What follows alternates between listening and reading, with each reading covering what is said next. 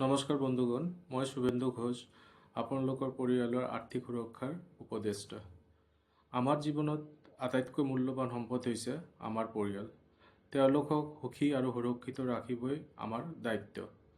কিন্তু প্ৰশ্ন হ'ল, যদি কোনো আকস্মিক বিপদ আহে, আমি প্ৰস্তুত নে?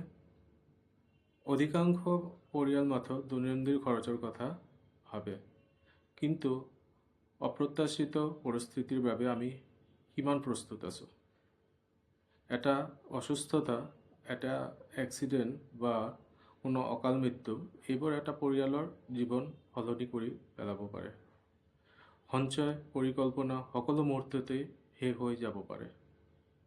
এইকাৰণে বীমা এটা পলিচি নহয়, ই হৈছে আপোনাৰ পৰিয়ালৰ আৰ্থিক ঢাল।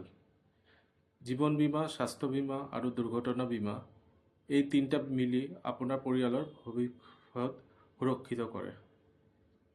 যেতিয়া কোনো বিপদ আহে, এই বীমাই আপোনাৰ পৰিয়ালৰ অৰ্থনীতিক চিন্তামুক্ত কৰি ৰাখে। অলপ সময়লৈ ভাবক, যদি আপোনাৰ লগত কিবা হয়, আপোনাৰ পৰিয়াল কি কৰিব? এই প্ৰশ্নটো ভয়ংকৰ, কিন্তু সত্য। আমাৰ অনুপস্থিত পৰিয়ালে যি বস্তুৱে বচাই ৰাখিব পাৰে, সেইটো হৈছে সঠিক বীমা পৰিকল্পনা। আজিৰ দিনত সৰু পদক্ষেপে আপোনাৰ সন্তান, পত্নী, মাতা পিতাৰ জীৱন সুৰক্ষিত কৰিব পাৰে।